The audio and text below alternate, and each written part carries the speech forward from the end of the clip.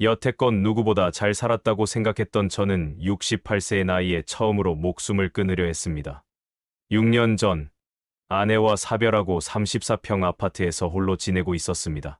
대기업에서 정년 퇴직하고 퇴직금과 개인연금으로 경제적으로는 여유롭게 지내는 편이었죠. 하지만 제가 오늘 소개해드릴 이야기는 많은 분들에게 경각심을 줄 만한 실화입니다. 경제적으로 여유 있었던 제가 잘못된 노년의 로맨스로 어떻게 한 번에 인생의 파국으로 이어질 수 있는지 말씀드려 보겠습니다. 끝까지 봐주시면 제가 현재 어떻게 극복하며 살아가는지도 알려드릴 테니 끝까지 시청 부탁드리고요. 채널 응원의 의미로 좋아요와 구독, 알림 설정 버튼을 눌러주세요. 여러분의 소중한 응원이 더 좋은 콘텐츠로 보답하는 원동력이 됩니다. 무료이니 마음껏 눌러주십시오. 그럼 이야기를 시작하도록 하겠습니다. 처음엔 저 혼자 있는 시간이 홀가분했습니다. 오랜 시간 안에 병간호로 지쳐 있었거든요. 취미 생활도 마음껏 즐기고 여행도 다니면서 자유로운 시간을 보냈습니다. 하지만 시간이 갈수록 외로움이 목을 조여왔습니다. 밤마다 텅 빈 침대를 바라보며 한숨만 쉬었죠. 장호 씨, 우리 아파트 동호회에 소개해드릴 분이 있는데 만나보실래요? 54세인데 지금도 젊은 분들보다 아름다우세요. 우리 아파트 동호회 회장님의 말에 처음엔 웃어넘겼습니다. 14살이나 어린 여성을 어떻게 만나나 싶었거든요. 그런데 회장님이 보여준 사진 한 장에 제 마음이 흔들렸습니다. 한국 무용가 이지연 씨라고 하더군요. 정말 54세라고는 믿기지 않을 만큼 우아하고 아름다웠습니다. 드디어 만남의 날. 고급 카페에서 처음 그녀를 만났습니다. 사진보다 더 우아한 그녀. 168cm의 한국 무용가다운 고든 자세와 날씬한 몸매. 도저히 54세로는 보이지 않았습니다. 청아한 한복 차림으로 나타난 그녀를 보는 순간 심장이 멎는 줄 알았습니다. 창호 씨 안녕하세요. 첫 인상이 참 좋으세요. 저와 같은 외로운 시간을 보내셨군요. 우리는 차를 마시며 대화를 나눴습니다. 그녀는 5년 전에 이혼했고 자녀는 딸 하나가 미국에 있다고 했습니다. 현재는 소규모 한국 무용교실을 운영하며 생활하고 있다고 하더군요. 말씀하시는 모습에서 우아함과 지적인 매력이 넘쳤습니다. 그녀는 제 이야기를 귀 기울여 들으며 때때로 눈을 맞추고 미소 지어 주었습니다. 대기업 출신인 제게 은근히 호감을 보이는 듯했습니다. 저도 그녀의 단아한 이미지와 기품 있는 매너에 자꾸 시선이 갔습니다. 창호 씨, 솔직하게 말씀드려도 될까요? 저는 인연이란 서로를 제대로 알아갈 때 빛난다고 생각해요. 차를 마시며 대화를 나누던 중 지연 씨가 갑자기 진지한 표정을 지었습니다. 저도 모르게 앞으로 몸을 기울이며 그녀의 말에 귀를 기울였습니다. 첫 만남의 이야기가 깊어질수록 분위기는 더욱 무르익어 갔습니다. 우리는 2시간 넘게 서로의 이야기를 나누었고 공통의 관심사도 많았습니다. 차를 마시던 중 지연 씨가 갑자기 화제를 바꿨습니다. 그녀의 표정이 한결 진지해졌습니다. 창호 씨, 저는 사람을 만날 때 처음부터 솔직한 게 좋다고 생각해요. 제 생각과 원하는 바를 말씀드려도 될까요? 그녀의 목소리는 부드러웠지만 눈빛은 단호했습니다. 저는 호기심이 생겨 고개를 끄덕였습니다. 지연 씨는 핸드백에서 작은 메모장을 꺼내 펼쳤습니다. 이미 준비해온 것 같았습니다. 그녀는 정중하게 4가지 조건을 제시했습니다. 첫째, 우리 관계가 발전한다면 적어도 2달간은 그녀가 제 아파트로 들어와 동거해야 한다는 것이었습니다. 둘째, 동거 기간 동안의 모든 생활비는 제가 부담해야 한다는 조건이었습니다. 세 번째로 놀라웠던 것은 한 달에 2번 해외여행을 가야 한다는 것이었습니다. 일본이나 중국 같은 가까운 나라가 아닌 유럽이나 미국 같은 장거리 여행이었습니다. 저는 그녀의 조건들을 듣고 있노라니 마치 계약서를 검토하는 기분이 들었습니다. 그런데 이 모든 것보다 더 놀라운 조건이 남아 있었습니다. 마지막 조건이 가장 중요한데요. 창호 씨, 저는 하루에 2번씩 육체적 교감이 필요합니다. 아침, 저녁으로요. 이건 제게 타협할 수 없는 사항이에요. 저는 순간 그 자리에서 물 한 잔을 홀짝 마시다 기침을 터뜨렸습니다. 이틀에 한 번도 아니고 하루에 2번이라니 제 나이 68세에 이런 요구는 상상도 못했던 일이었습니다. 게다가 그녀의 표정은 농담이 아니라 진심이었습니다. 침묵이 이어지자 그녀는 다시 말을 이었습니다. 제 요구가 과하다고 생각하실 수도 있지만 솔직히 말씀드리면 이전 관계들이 모두 이 문제로 깨졌어요. 저는 활력이 넘치는 삶을 원합니다. 그녀는 메모장을 접어 다시 핸드백에 넣었습니다. 그리고는 차분하게 차를 마시며 제 반응을 기다렸습니다. 표정은 여유로웠지만 눈빛에서는 단호함이 느껴졌습니다. 저는 정신을 차리려 애썼습니다. 퇴직금과 연금으로 여유 있게 살고 있다고는 하지만 한 달에 2번 해외여행은 재정적으로도 큰 부담이었습니다. 그리고 하루에 2번씩 그녀의 요구를 들어주는 것은 솔직히 상상만으로도 심장이 빠르게 뛰었습니다. 지연 씨는 제 고민하는 표정을 읽었는지 부드럽게 웃으며 말했습니다. 시간을 드릴게요. 진지하게 생각해 보시고 연락 주세요. 단, 이 조건들은 변경할 수 없다는 점 기억해 주세요. 이날 이후 저는 며칠 밤을 뒤척였습니다. 그녀의 우아함과 아름다움은 분명 매력적이었습니다. 하지만 그 파격적인 조건들, 특히 마지막 조건은 제게 큰 부담으로 다가왔습니다. 그럼에도 불구하고 그녀와의 만남을 떠올릴 때마다 가슴이 설렜고 그 오랜 외로움이 사라질 것 같은 기대감이 들었습니다. 3일 동안 저는 밤잠을 설쳤습니다. 지연 씨의 조건들이 머릿속을 떠나지 않았습니다. 한편으로는 그녀의 제안이 너무 과하다고 생각하면서도 다른 한편으로는 그녀의 모습이 자꾸 떠올랐습니다. 한국 무용으로 다듬어진 그녀의 우아한 자태, 대화할 때마다 느껴지던 지적인 매력, 그리고 무엇보다 그 따스한 미소. 결국 저는 결단을 내렸습니다. 떨리는 마음으로 지연 씨에게 전화를 걸었습니다. 지연 씨, 생각해봤습니다. 당신 조건에 동의합니다. 정말요? 상우 씨, 기뻐요. 제 마음을 받아주셔서 감사해요. 다만 한 가지 부탁이 있어요. 약 3주 정도 준비 기간을 가질 수 있을까요? 그동안 데이트도 하면서 서로를 더 알아가고 제가 체력 관리도 해보겠습니다. 물론이죠. 이해해요. 상우 씨도 준비할 시간이 필요하시죠? 저도 그 시간 동안 우리 집을 정리하고 짐을 꾸릴 수 있으니 좋아요. 그렇게 우리는 3주 동안 데이트를 시작했습니다. 주말마다 만나 미술관도 가고 음악회도 관람했습니다.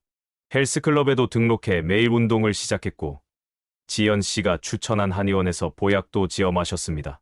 상우 씨, 운동하시니 훨씬 젊어 보이세요. 정말 열심히 하고 계시네요. 지연 씨를 위해서라면 뭐든지 할 수 있어요. 당신이 행복하길 바라니까요. 전 이미 행복해요. 상우 씨가 제 조건들을 진지하게 받아들여 주시니까요.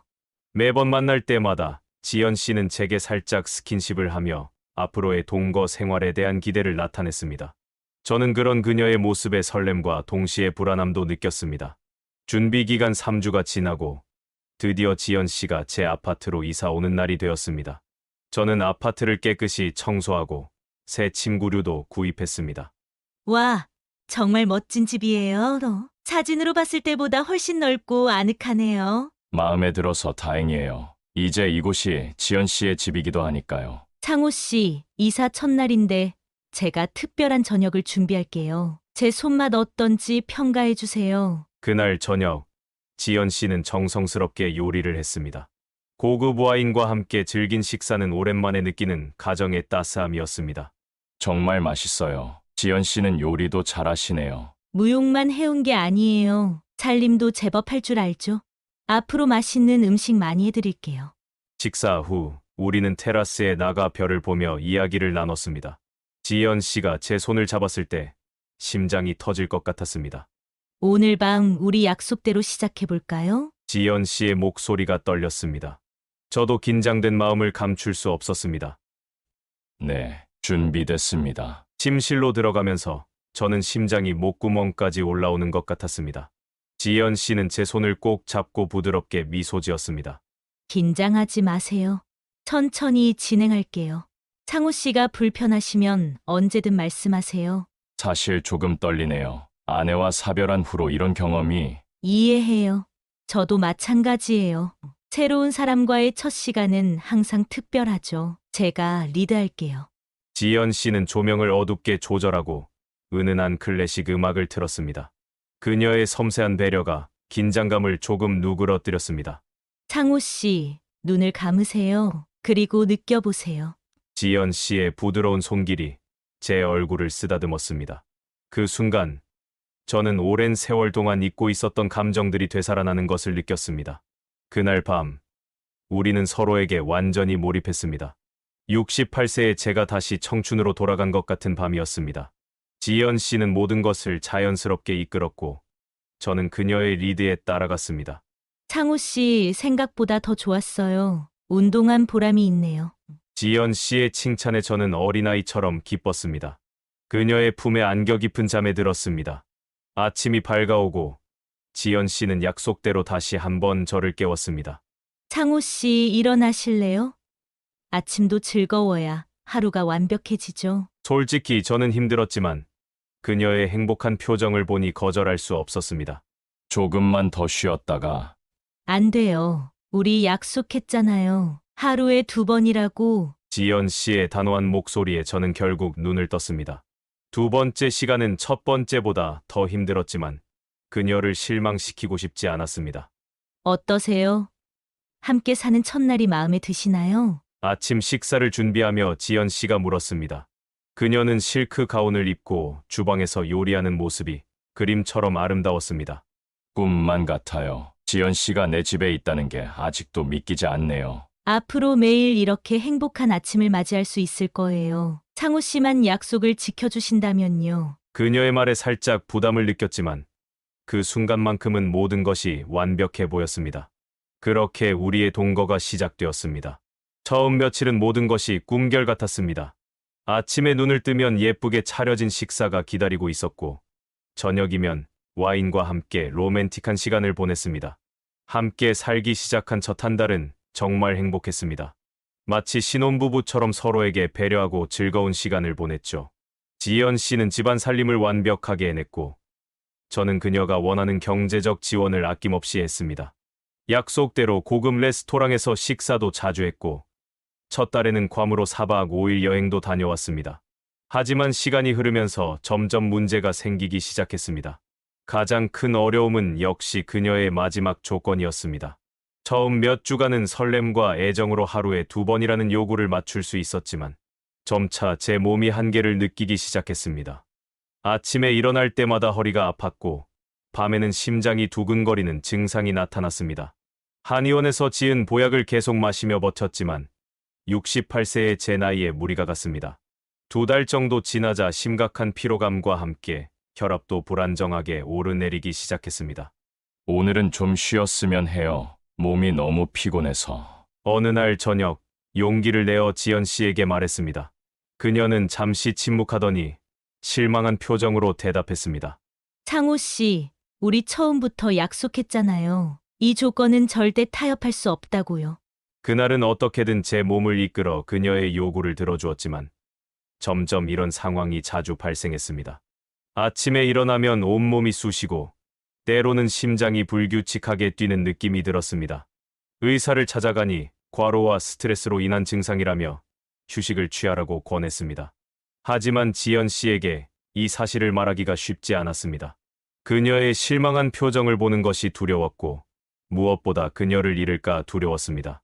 그래서 무리해서 계속 그녀의 요구를 들어주려 했습니다. 3달이 지났을 무렵 저는 더 이상 견딜 수 없는 지경에 이르렀습니다. 의사는 심각하게 건강 상태를 경고했고 저 역시 매일 아침 일어나는 것이 고통스러울 정도였습니다. 결국 어느 날 저녁 저는 지연 씨에게 솔직하게 말할 수밖에 없었습니다. 지연 씨, 미안하지만 더 이상 하루에 2번은 어려울 것 같아요. 의사 선생님이 제 건강에 적신호가 켜졌다고 하셨어요. 일주일에 2-3번 정도로 줄이면 안 될까요? 그 순간 지연 씨의 표정이 돌변했습니다. 그동안 보여주던 부드러운 미소는 사라지고 날카로운 눈빛으로 저를 쳐다봤습니다. 그럴 거면 왜 처음에 약속했어요? 저를 속이신 거예요? 그날 밤 처음으로 우리는 심한 말다툼을 했습니다. 지연 씨는 제가 약속을 지키지 않는다며 화를 냈고 저는 건강 문제를 이해해달라고 간곡히 부탁했습니다. 하지만 대화는 평행선을 달렸고 결국 그녀는 침실 문을 쾅 닫고 들어가 버렸습니다. 다음 날부터 우리의 관계는 급속도로 악화되었습니다. 아침 식사 때는 무거운 침묵만 흘렀고 퇴근 후에도 예전처럼 반갑게 맞아주지 않았습니다. 대신 날카로운 질문과 비난이 이어졌습니다. 당신은 나를 원하지 않는 거죠?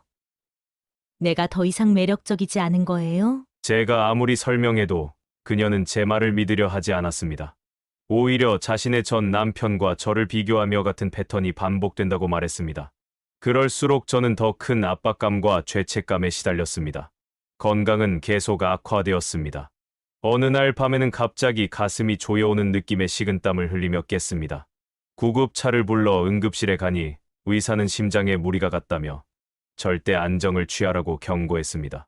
병원에서 돌아온 후 지연 씨는 잠시 저를 걱정하는 듯했습니다. 하지만 그것도 잠시, 일주일 정도 지나자 다시 예전의 요구를 들고 나왔습니다. 이제 좀 나아지셨죠?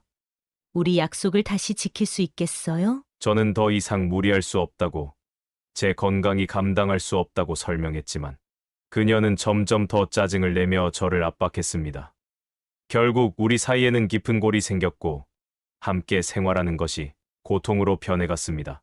식사 시간은 침묵 속에 흘러갔고 예전에 즐기던 데이트도 의무적인 행사로 변질되었습니다. 지연 씨는 점점 더 자주 과거 이혼 이야기를 꺼내며 저를 비교했고 자신의 매력이 떨어졌냐며 저를 자극했습니다. 제 건강은 물론 정신적으로도 너무 힘들어졌습니다. 밤에는 불면증에 시달렸고 낮에는 집에 들어가는 것이 두려웠습니다. 한때는 그토록 설레고 행복했던 공간이 이제는 부담과 스트레스가 가득한 곳으로 변해버렸습니다. 갈등이 계속되면서 지연 씨의 태도는 점점 더 공격적으로 변해갔습니다. 관계가 가장 나빠진 것은 함께 산 지 4개월쯤 되었을 때였습니다. 그날 저는 병원에서 혈압약 처방을 받고 돌아왔는데 지연 씨가 거실에서 무언가를 보고 있었습니다. 지연 씨는 제게 스마트폰을 내밀었습니다. 화면에는 그녀가 운영했던 과거 무용학원의 사진들이 가득했습니다. 특히 50대 초반으로 보이는 남성 회원들과 함께 찍은 사진들이 많았습니다. 옛날에 우리 학원에 다녔던 회원분들이에요. 다들 상우 씨와 나이가 비슷한데 얼마나 에너지가 넘치는지 모르실 거예요. 지연 씨는 사진을 하나하나 넘기며 설명했습니다. 사진 속 남성들은 모두 탄탄한 체격의 활기찬 모습이었습니다. 저는 불편한 마음으로 고개를 돌렸습니다. 그녀는 특히 박종훈이라는 61세 남성 회원과 김민석이라는 65세 회원에 대해 자세히 설명했습니다. 박 씨는 일주일에 4번씩 무용 수업을 받고 김 씨는 매일 아침 아내와 조깅을 한 후 저녁에 무용 수업을 듣는다고 했습니다. 지연 씨의 말에는 분명한 비교와 비난이 담겨 있었습니다. 저는 가슴이 답답해지는 것을 느꼈습니다. 그녀는 계속해서 그 회원들이 얼마나 체력이 좋고 배려심이 깊은지 강조했습니다. 특히 박종훈 씨가 그녀에게 식사 초대까지 했다는 말을 덧붙이며 저와 노골적으로 비교했습니다.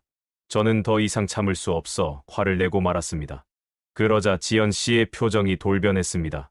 처음 보는 냉랭한 눈빛으로 저를 바라보더니 천천히 입을 열었습니다. 그럼 헤어질까요?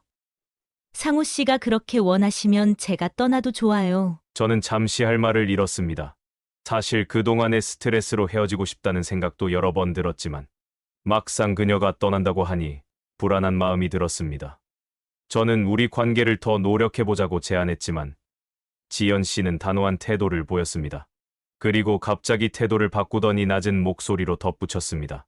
이 동네에 정이 들었고 이웃들과도 관계가 좋아져서 떠나기 아쉽다는 말을 했습니다. 그러다 그녀는 폭탄 같은 요구를 했습니다. 만약 정말 헤어지길 원하신다면 이 아파트를 제 명의로 넘겨주세요. 순간 귀를 의심했습니다. 34평 아파트를 그녀 명의로 넘기라니 어림도 없는 말이었습니다. 제가 40년 넘게 모아온 재산인데 어떻게 그럴 수 있냐고 반박했습니다. 그럼 계속 이렇게 사시든가요. 상우 씨의 약속 불이행으로 제가 받은 정신적 피해는 법적으로도 충분히 보상받을 수 있는 문제예요. 지연 씨는 갑자기 법적인 용어들을 사용하며 저를 압박했습니다.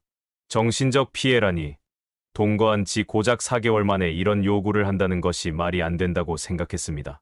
그날 이후로 지연 씨는 매일같이 아파트 명의 이전 이야기를 꺼냈습니다.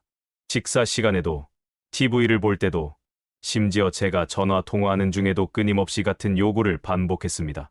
아침에 눈을 뜨면 제일 먼저 듣는 말도 밤에 잠들기 전 마지막으로 듣는 말도 아파트 명의 이전에 관한 이야기였습니다. 명예 이전 언제 해주실 거예요? 제 변호사가 서류 준비를 기다리고 있어요. 이런 압박은 매일 계속되었고, 심지어 그녀는 자신의 변호사와 통화하는 모습을 일부러 제 앞에서 보여주기도 했습니다. 법적 조치를 취하겠다는 협박도 서슴지 않았습니다. 스트레스는 극에 달했고, 제 건강 상태는 더욱 악화되었습니다. 혈압이 위험 수준까지 올라갔고, 불면증에 시달리며 밤마다 식은땀을 흘렸습니다. 집에 들어가는 것이 두려워 귀가 시간을 자꾸 늦추게 되었습니다.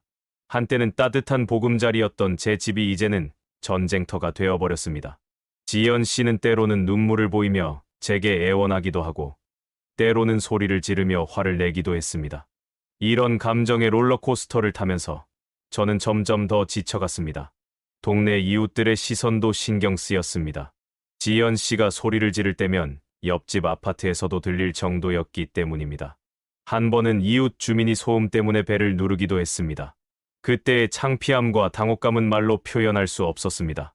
이러다 심장마비로 쓰러지시면 어쩌실 건데요? 그냥 아파트 명의만 넘겨주시면 모든 게 끝나요. 지연 씨의 끊임없는 명예 이전 요구는 제 정신을 갉아먹었습니다. 밤낮으로 아파트 이야기만 듣다 보니 이제는 귀에 못이 박힐 지경이었습니다. 그렇다고 34평 아파트를 넘겨줄 수는 없었습니다.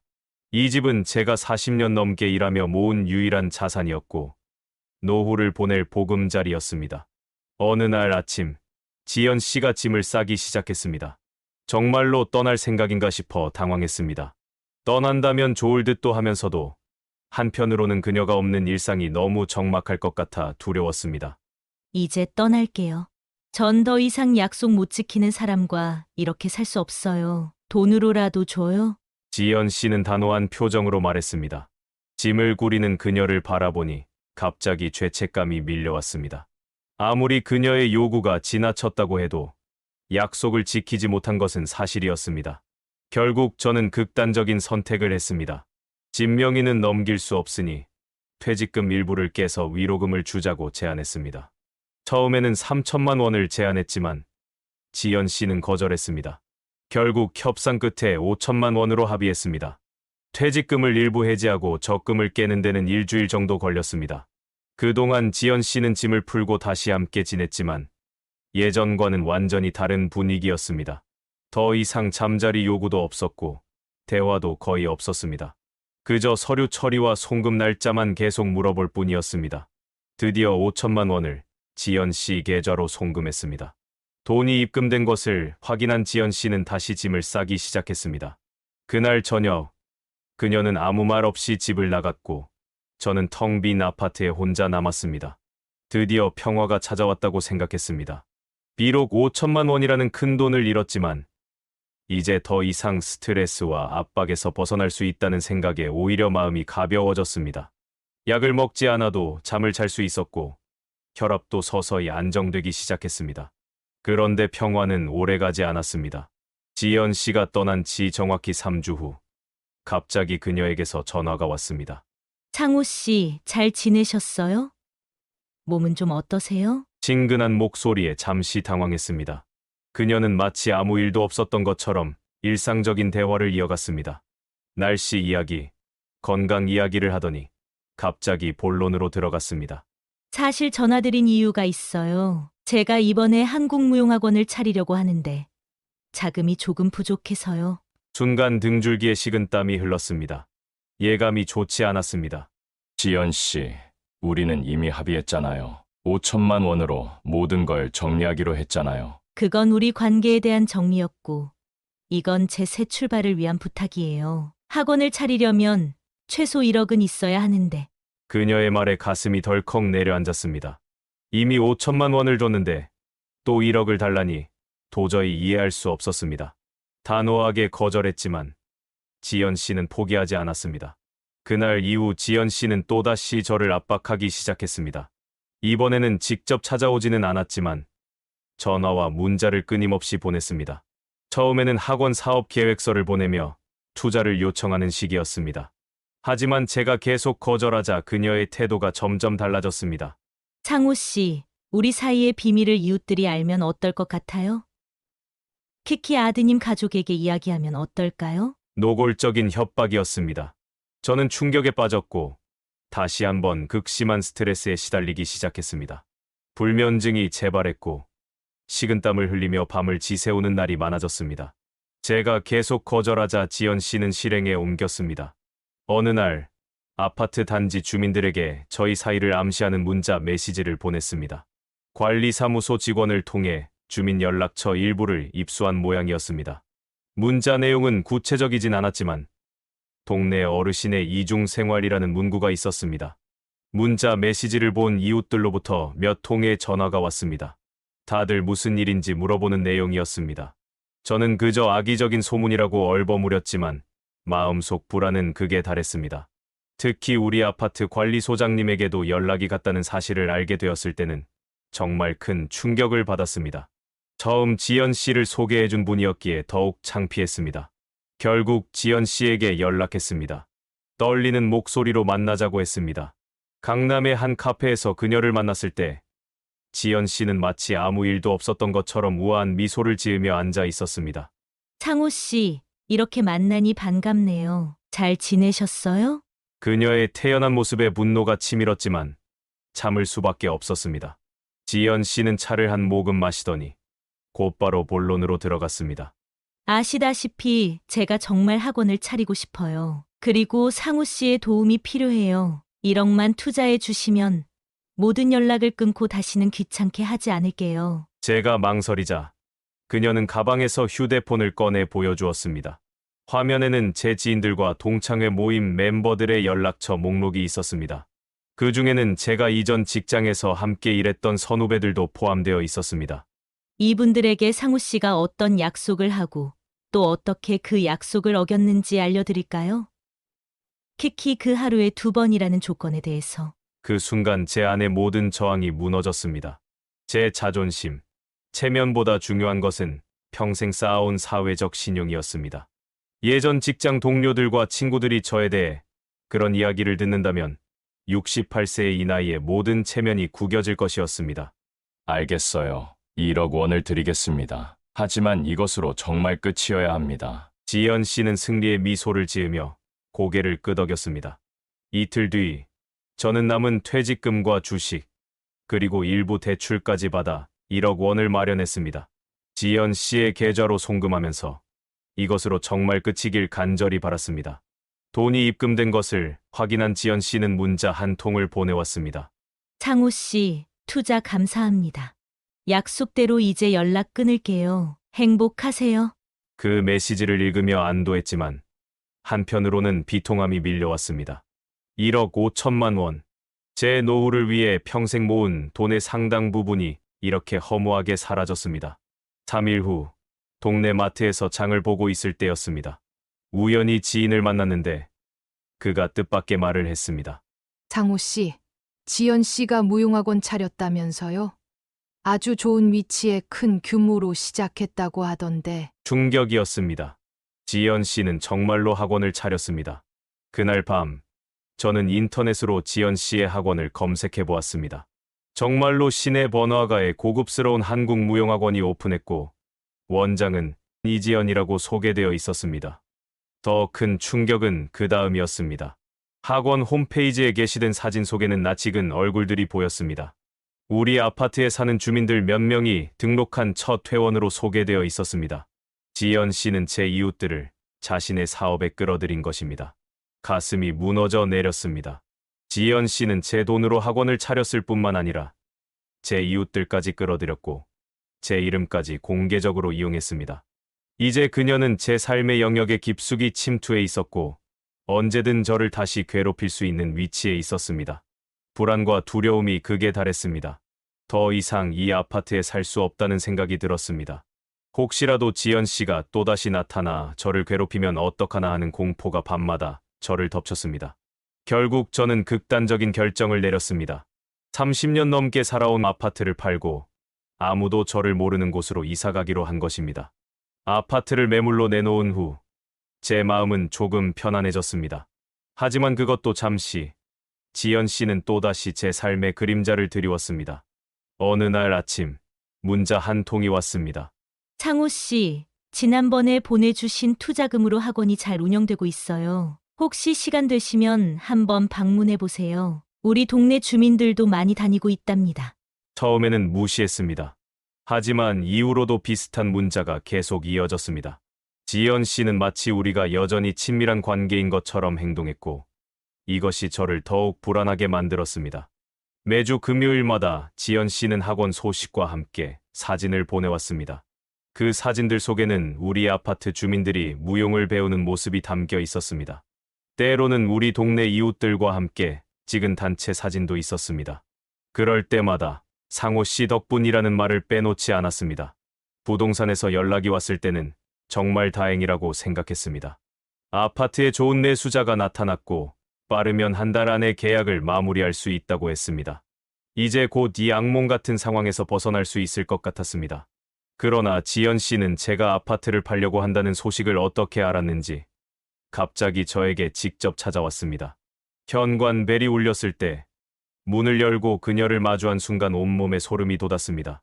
창호 씨, 이사 준비 중이시라고 들었어요. 제게 알리지도 않고 떠나실 생각이셨나요? 지연 씨는 여전히 우아하고 아름다웠지만 그 미소 뒤에 숨겨진 의도가 느껴졌습니다. 저는 당황스러움을 감추지 못하고 그녀를 거실로 안내했습니다. 창호 씨, 왜 그렇게 서두르세요? 우리 사이가 이렇게 끝나는 건 너무 슬픈 일이에요. 지연 씨의 말은 겉으로는 다정해 보였지만 그 속에는 분명한 위협이 담겨 있었습니다. 그녀는 마치 제가 그녀에게 알리지 않고 떠나는 것이 배신이라도 되는 것처럼 말했습니다. 대화 도중 그녀는 휴대폰을 꺼내 보여주었습니다. 화면에는 제가 매물로 내놓은 아파트의 부동산 정보가 떠 있었습니다. 그리고 놀랍게도 저희 새로운 이주 예정지까지 조사해 놓은 상태였습니다. 성남에 있는 이 아파트로 가실 계획이신가 봐요? 좋은 동네지만 서울보다는 좀 외진 곳이네요. 순간 등줄기에 식은땀이 흘렀습니다. 지연 씨가 어떻게 그 정보까지 알아냈는지 충격적이었습니다. 부동산 중개인과만 상의했던 내용이었는데 그녀는 이미 모든 것을 알고 있었습니다. 지연 씨, 이제 그만해요. 우리는 더 이상 관계가 없어요. 당신이 원하는 것은 다 줬잖아요. 제 말에 지연 씨의 표정이 순간 굳어졌다가 곧 부드러운 미소로 바뀌었습니다. 물론이죠. 하지만 상우 씨가 떠나시면 제가 이 동네에서 누구를 의지해야 할지 모르겠어요. 학원 운영도 어려워질 거고 게다가 상우 씨를 소개해 준 분들에게 설명하기도 곤란하고요. 그녀의 말은 분명한 협박이었습니다. 저는 더 이상 참을 수 없었습니다. 원하는 게 뭐예요? 이미 당신에게 1억 5천만 원을 줬잖아요. 지연 씨는 잠시 침묵하더니 조용히 대답했습니다. 제가 원하는 건 상우 씨가 떠나지 않는 거예요. 계속 이 동네에 남아서 가끔 저를 도와주시는 거죠. 학원 행사에 참석도 해주시고. 그 말을 듣는 순간 저는 결심했습니다. 어떤 희생을 치르더라도 이 사람에게서 벗어나야 한다고 말입니다.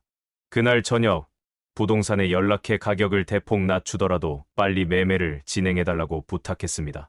다행히 일주일 만에 계약이 성사되었고 2달 후면 이사를 갈 수 있게 되었습니다. 그동안 지연 씨는 계속해서 연락을 시도했지만 저는 최대한 대응하지 않았습니다. 단지 이사 날짜만큼은 절대 알려주지 않았습니다. 이사 당일 저는 새벽 일찍 이삿짐 트럭을 불러 서둘러 짐을 옮겼습니다.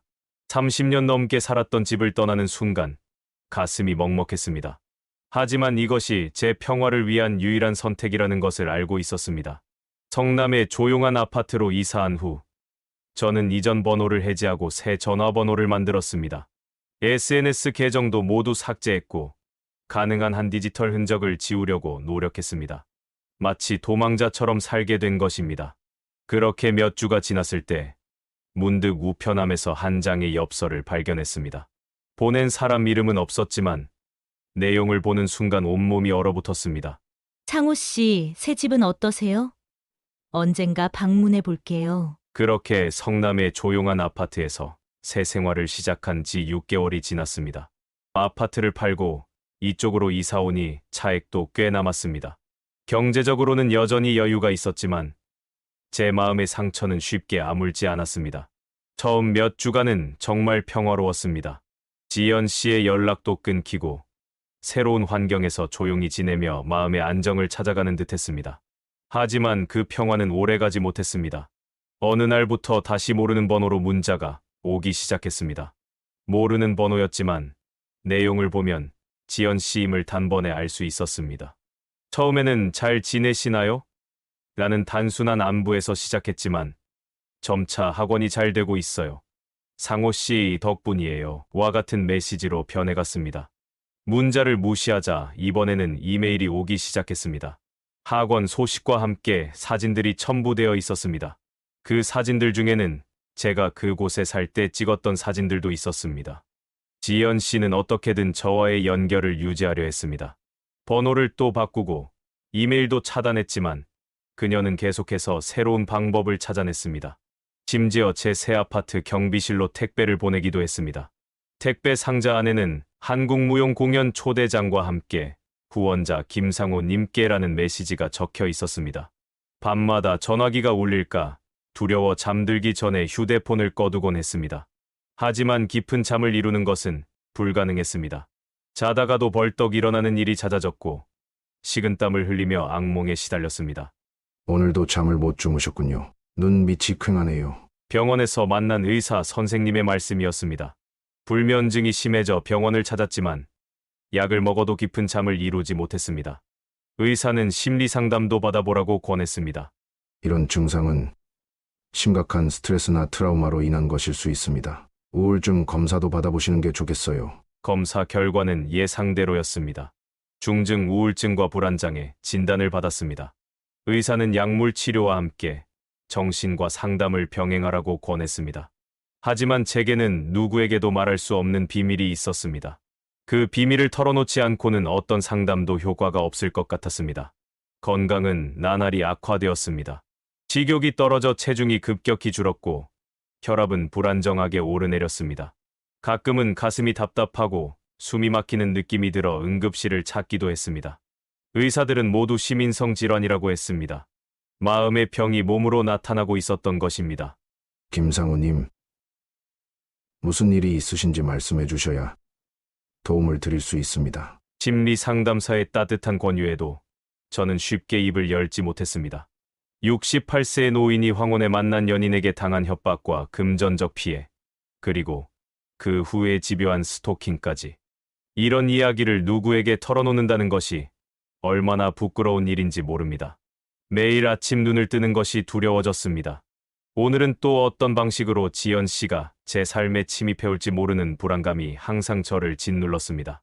창문을 열고 밖을 내다볼 때마다 혹시 그녀가 밖에서 지켜보고 있지는 않을까 하는 공포가 엄습했습니다. 한때는 당당하게 대기업에서 일했던 제가 이제는 자신의 그림자조차 두려워하는 노인이 되어버렸습니다. 가끔은 거울 속 초라한 모습을 보며 눈물이 나오기도 했습니다. 한순간의 잘못된 선택이 내 인생을 이렇게 망가뜨릴 줄 누가 알았겠습니까? 혼자 중얼거리는 말이 습관이 되었습니다. 외로움을 달래려다 시작한 황혼의 연애가 제 삶을 완전히 파괴해버린 것입니다. 1억 5천만 원의 금전적 손실보다 더 큰 것은 제 자존심과 건강, 그리고 평안한 노후를 잃어버린 것이었습니다. 이제 저는 매일 밤 수면제를 복용하고 낮에는 항우울제와 혈압약을 먹으며 하루하루를 버티고 있습니다.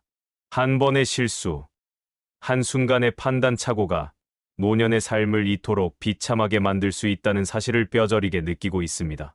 제 이야기는 여기서 마무리됩니다. 비록 지금도 정신적, 육체적 고통 속에서 하루하루를 버티고 있지만 저는 이 경험을 통해 깨달은 것들을 나누고 싶었습니다. 특히 저와 비슷한 처지에 놓인 노년층 분들에게 경종을 울리고 싶었습니다. 노년의 외로움은 정말 견디기 힘든 것입니다. 배우자를 먼저 떠나보내고 홀로 남겨졌을 때 그 공허함은 상상 이상으로 크고 깊습니다. 자녀들은 모두 각자의 가정을 꾸리고 바쁘게 살아가기에 노인의 외로움을 완전히 채워줄 수는 없습니다. 그렇다고 해서 그 외로움을 달래기 위해 서둘러 새로운 관계를 시작하는 것은 매우 위험할 수 있습니다. 첫 만남에서부터 동거를 제안하거나 경제적 지원을 요구하는 사람은 절대 믿지 마세요. 진정한 관계는 천천히 서로를 존중하며 발전해야 합니다. 제 경우처럼 처음부터 물질적인 조건이나 지나친 요구를 내세우는 사람은 진심으로 여러분을 생각하는 것이 아닐 가능성이 큽니다. 특히 은퇴 후 경제적으로 여유가 있는 남성들은 이런 유형의 사기나 착취에 더 취약할 수 있습니다. 노년의 연애나 재혼을 준비하신다면 충분한 시간을 두고 상대방을 알아가는 것이 중요합니다. 최소 6개월에서 1년 정도는 데이트만 하면서 상대의 성격, 가치관, 생활 패턴 등을 파악하세요. 그리고 반드시 주변 지인들이나 가족들에게 상담을 구하시기 바랍니다. 주변 사람들의 조언을 무시하지 마세요. 때로는 제3자가 더 객관적으로 상황을 볼 수 있습니다. 제가 그때 주변 사람들과 상의했더라면 이런 실수는 하지 않았을 겁니다. 또한 새로운 관계를 시작할 때는 법적인 부분도 고려하세요. 재산 관리나 동거 계약 등에 대해 명확히 합의하고 필요하다면 서면으로 작성하는 것이 좋습니다. 전문가의 법률 자문을 구하는 것도 현명한 선택입니다. 무엇보다 건강하고 활기찬 노후 생활을 위해서는 다양한 사회적 관계를 유지하는 것이 중요합니다. 한 사람에게 모든 정서적 의존을 하기보다는 친구들, 취미 동호회, 봉사활동 등을 통해 폭넓은 인간관계를 맺으세요. 외로움을 달래기 위한 최선의 방법은 의미 있는 활동에 참여하는 것입니다. 저는 지금 복지관에서 바둑 동호회에 가입했고 주 2회 산책 모임에도 나가고 있습니다. 제 이야기가 어쩌면 극단적인 사례로 들릴 수도 있습니다. 하지만 이런 사례가 생각보다 흔하다는 것을 알아주셨으면 합니다. 노년의 외로움을 파고드는 사람들, 특히 경제적으로 여유 있는 노인을 노리는 사람들이 생각보다 많이 있습니다. 비록 저는 1억 5천만 원이라는 큰 돈과 30년 넘게 살던 집, 그리고 건강까지 잃었지만 여러분은 제 실수를 반면교사 삼아 더 현명한 선택을 하셨으면 합니다. 노년의 사랑이 불가능하다는 것이 아닙니다. 다만 서두르지 말고 신중하게, 그리고 주변의 조언을 귀담아 들으며 진행하시라는 것입니다. 제 이야기를 들어주셔서 감사합니다. 여러분의 황혼이 외롭지 않고 행복하고 건강한 시간이 되기를 진심으로 기원합니다. 모든 선택에는 책임이 따릅니다. 특히 노년기의 선택은 남은 인생 전체에 큰 영향을 미칠 수 있습니다. 부디 신중하게 결정하시고 무엇보다 자신의 건강과 안녕을 최우선으로 생각하시기 바랍니다. 여러분들이 구독, 좋아요, 알림 설정을 해주신다면 많은 위로가 될 것 같습니다. 저에게 해주고 싶은 말씀이 있으시다면 댓글로 남겨주시면 감사하겠습니다. 끝까지 들어주셔서